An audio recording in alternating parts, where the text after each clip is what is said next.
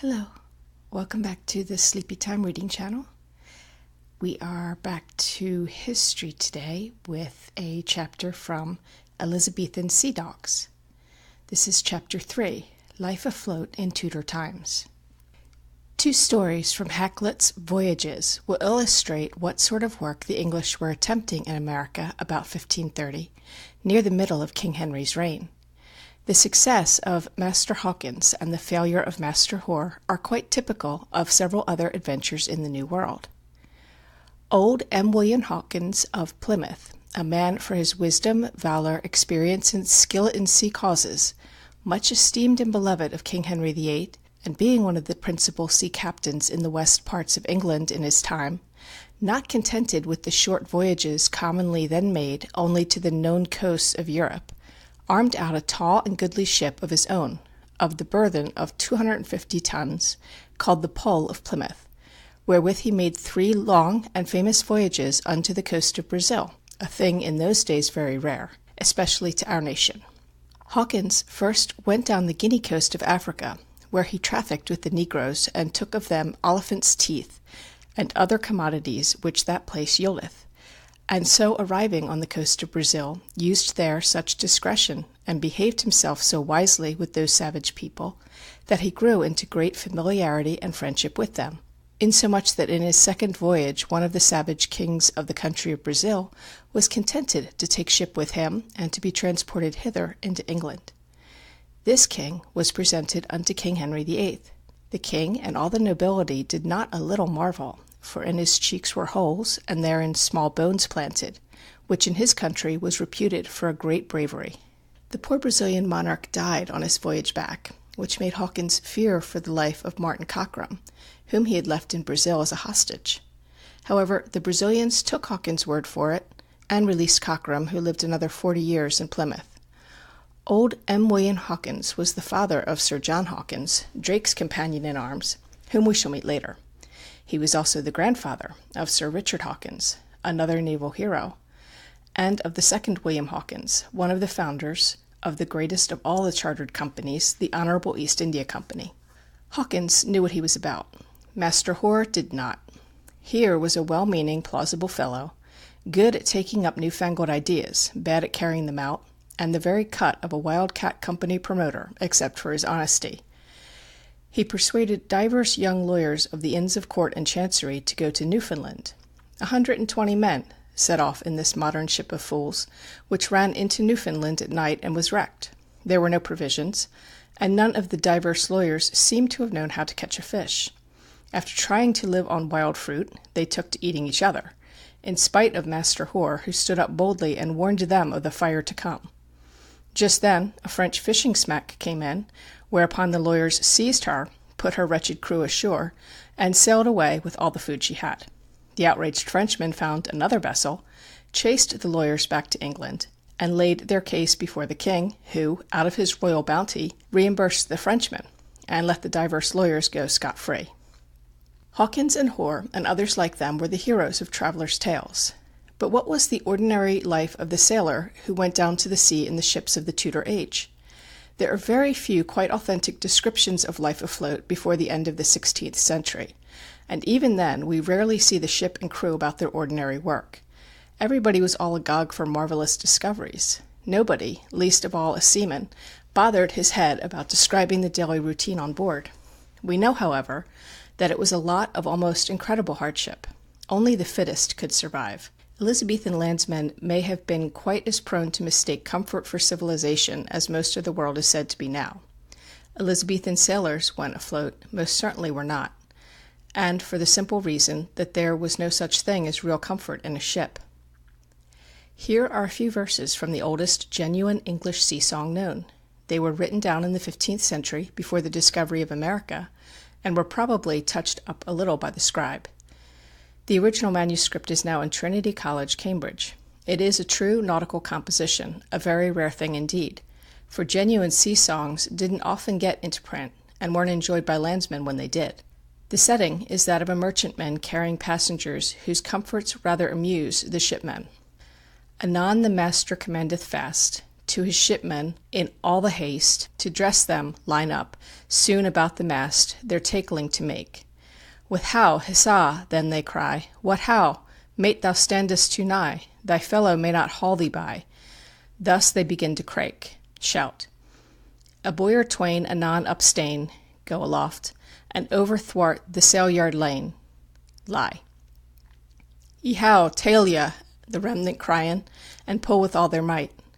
Bestow the boat, boatswain, anon, that our pilgrims may play thereon, for some are like to cough and groan, ere it be full midnight. Haul the bowline, now veer the sheet. Cook, make ready anon our meat. Our pilgrims have no lust to eat. I pray God give them rest. Go to the helm, what ho, no nearer. Steward fellow, a pot of beer. Ye shall have, sir, with good cheer, anon of all the best.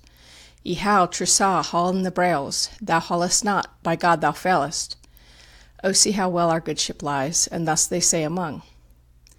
This meanwhile the pilgrims lie, and have their bowls all fast them by, and cry after hot malvoisie, their health for to restore.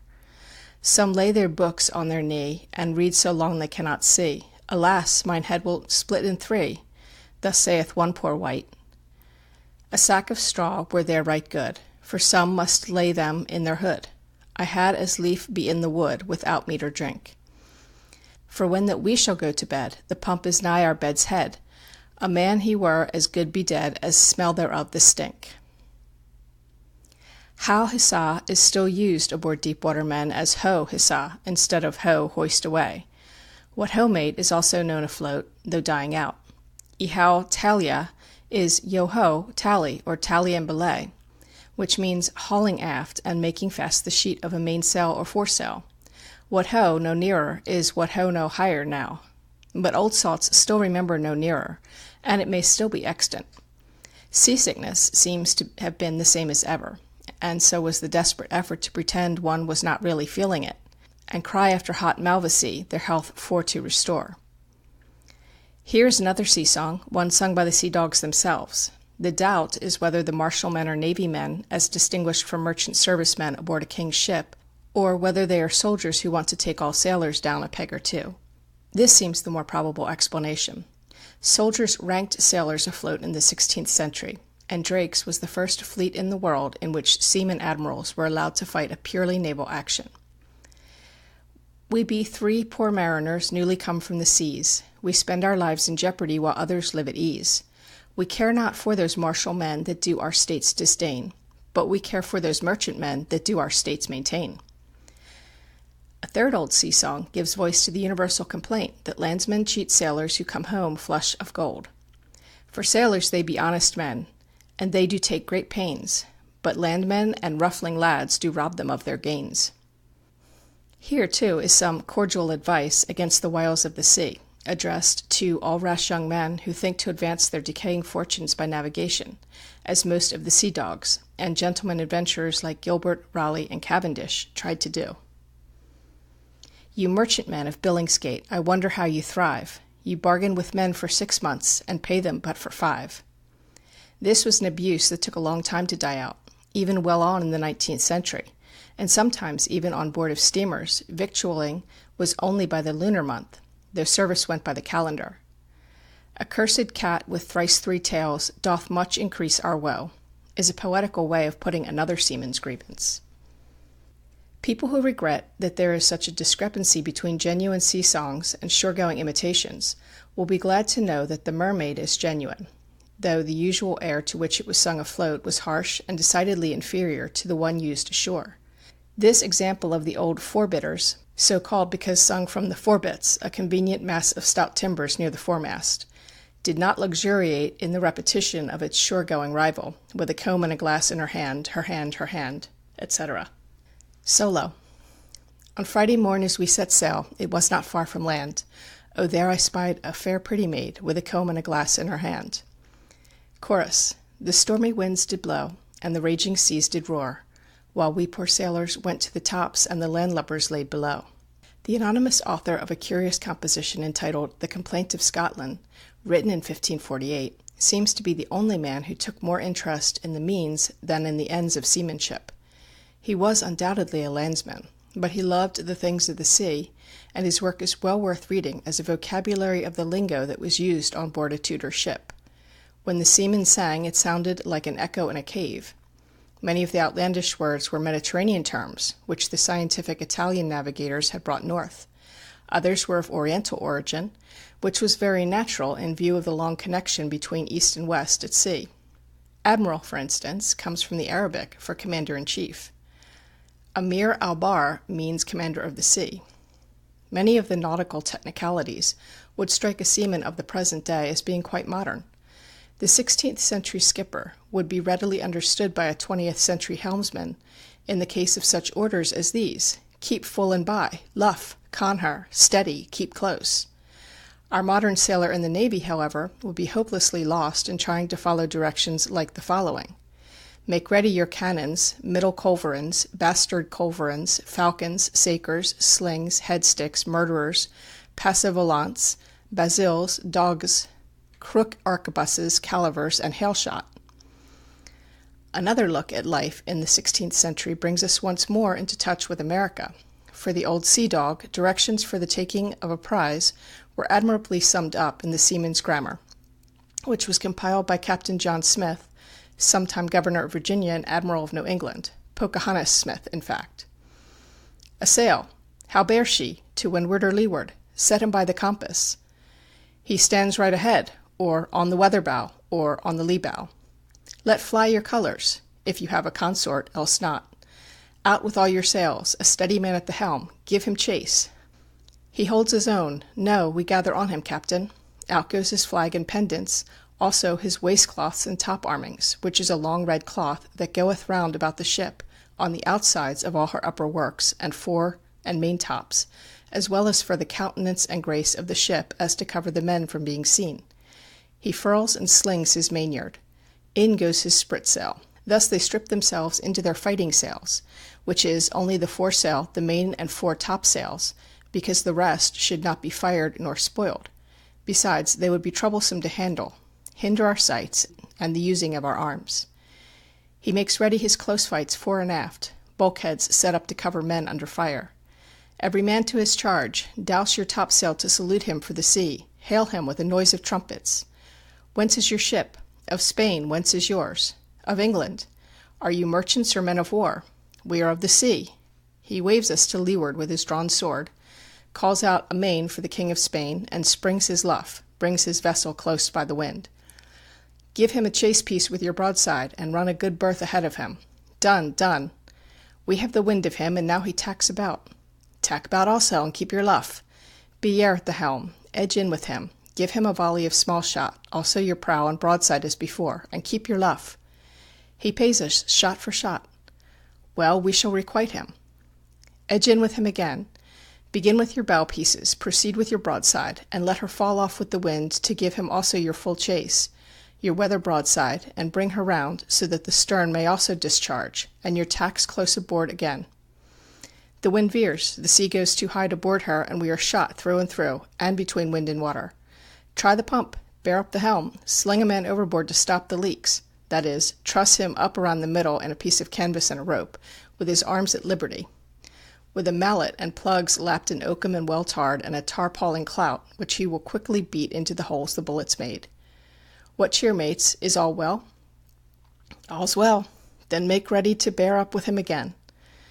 With all your great and small shot charge him. Board him thwart the hawse, on the bow, midships, or rather than fail, on his quarter, or make fast your grapplings to his close fights and sheer off, which would tear his cover down. Captain, we are foul of each other, and the ship is on fire. Cut anything to get clear, and smother the fire with wet cloths. In such a case they will be presently such friends as to help one the other all they can to get clear, lest they should both burn together and so sink. And if they be generous and the fire be quenched, they will drink kindly one to the other, heave their cans overboard, and begin again as before.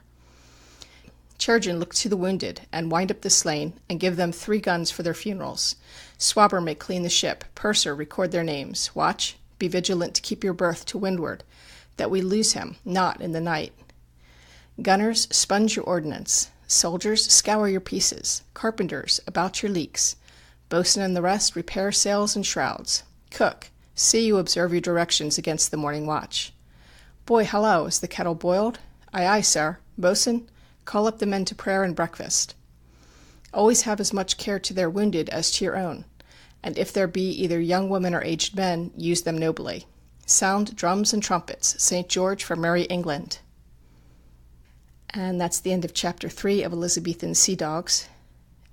If you had a little trouble following that last bit, it was basically all of the dialogue and orders that would go on in a confrontation between an English ship and a Spanish ship, in which they were giving orders to put the sails into the fighting order and get ready to fire from the various sides of the ship, and then giving orders to pursue the ship, try to come alongside it and board it with grappling hooks.